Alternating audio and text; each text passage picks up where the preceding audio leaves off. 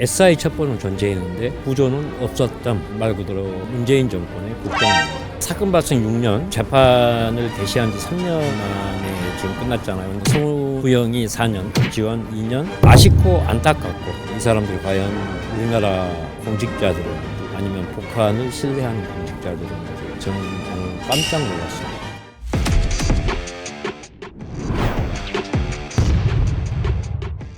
자, 어제 서해 2020년 일이었죠. 2020년 9월에 서해에서 발생한 공무원 피격 사건 요 관련해 가지고 자, 문재인 정부 시절에 안보라인 인사들에 대한 그 1심 이 구형이 있었습니다. 네. 그래서 당시 정보원장이었던 국정원장이었던 박지원 의원에 대해서 자, 구형이 있었어요. 구형.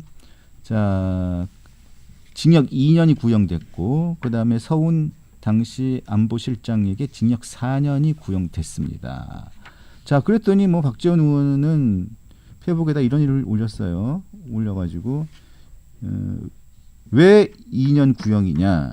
자, 3년 만에 오늘 결실 공방하면서 2년 구형밖에 안 했는데 최후 진술에서 1년 1시간 동안 격정 토론을 했다. 그리고 나는 무죄다. 뭐 이런 얘기도 했단 말입니다. 그러면서 뭐 소주를 뭐 소폭을 엄청 들었다. 뭐 감사원과 검찰 당신들이 갈 곳은 지옥이다. 뭐 이런 얘기를 쭉 했습니다. 그러면서 박지원 의원이 지난 9월달에 법사위에 나와가지고 아예 대놓고 정성호 장관한테 공소 취소하라고 막 이랬단 말이에요. 네. 그 내용을 한번 들어보고 잠깐 얘기를 들어보시죠. 이번 서해 사건은 윤석열, 감사원, 국정원, 검찰 이 4개 조직이 공모를 해서 정치적 공작을 해서 고발한 사건이다. 저는 이렇게 규정하는데 사실이 아닌 것으로 입증됐다고 하면 검찰의 기소가 잘못된 거 아니에요? 그런 측면도 있겠지만 어쨌든 의원님께서 말씀하신 그런 증거들을 법원에 좀 현출하셔갖고 신속하게 재판을 종결하는 게 좀 더 빠른 것 같습니다. 재판을 중단하는 것이 문제가 아니라 또 검찰에서 항소를 할 것이고 또 상고를 할 것이고 그러면은 죄 없는 피고인들은 4대 권력기관에서 정치 공작으로 얼마나 많은 정신적, 물질적 피해를 받는지 잘 아시지 않습니까? 그러한 자료가 재판 후에 현출된다고 하면은 반드시 검찰에서 공소 취하를 해야 된다라고 생각하는데 장관은 어떻게 생각하세요? 증거들이 현출되게 되면 관련 증거들을 좀 면밀하게 검토해서 검찰의 공소의 위법 여부가 있는지를 좀 한번 판단해 보겠습니다. 네. 네네. 도대체 이번 법사위에는 비소된 사람이 몇 명이나 있는 거예요? 아, 그러니까요. 보통 저렇게 되면 다 제척돼야 되는 거 아닙니까? 예, 자기 거 물어보러 저기 법사위 간 사람이 너무 많네. 그리고 근데 공소 취소를 해달라고 저렇게 대놓고 법무부 장관한테 얘기를 하는 건 전 보다 듣도 보다 못한 일들이 계속 벌어지고 있어요. 정승호 장관 이빨 하나 또 빠지겠네. 사실은 뭐 제가 이제 국정원장 시절에 박지원 원장 공간에 저녁 먹으러 갔을 때 흔히 하는 얘기가 있어요. 박지원 원장이 옛날에 국정원장은 나는 새도 떨어뜨렸다. 응? 저한테도 맨날 그런 얘기 하셨어요. 근데 지금은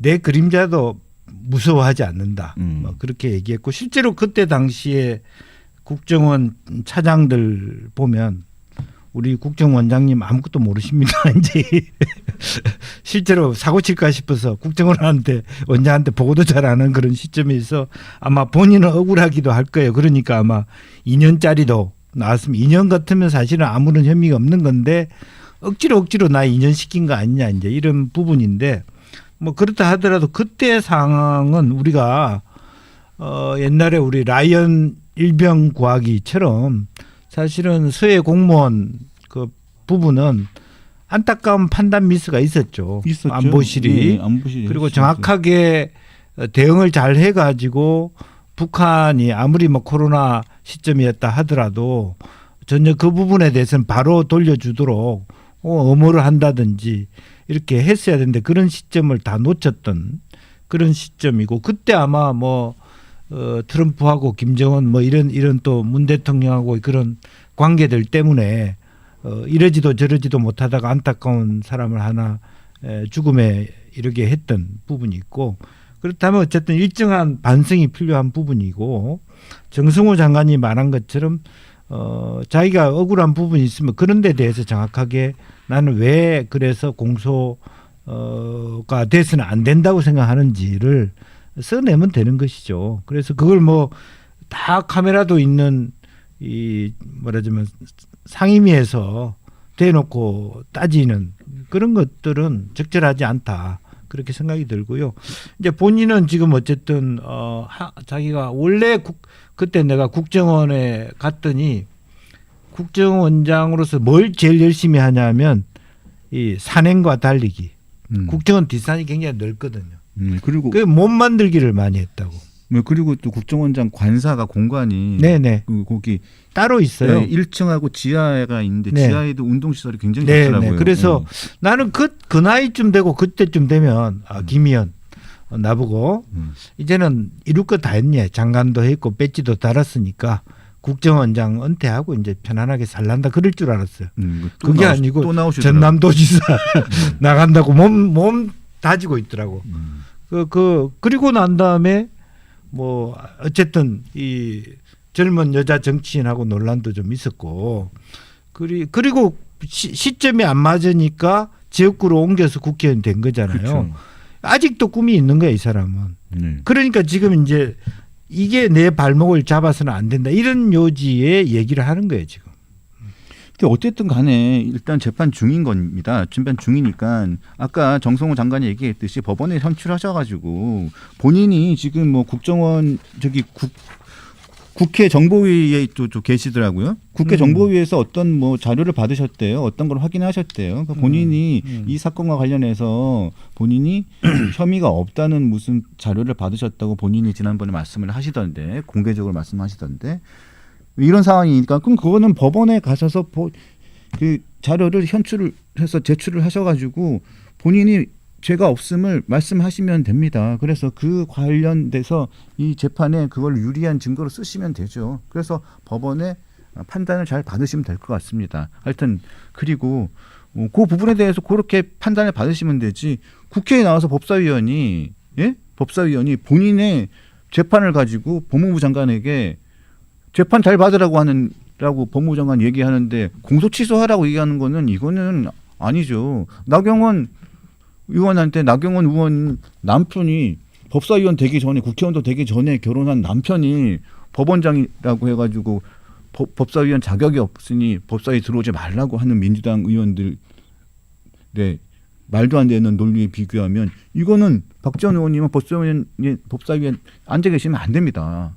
그런 논리라면 저는 이거는 굉장히 부적절하고 아주 부적절합니다. 네. 그렇죠? 그래 일관성이 있잖아요. 앞에 것도 부적절했고 특활비 인상도 부적절했고 이 일관성이 있다니까. 네. 그래서 또 한 번 말씀을 드리지만 얼굴이 정말 두껍다. 얼굴이 두꺼워야 된다. 네.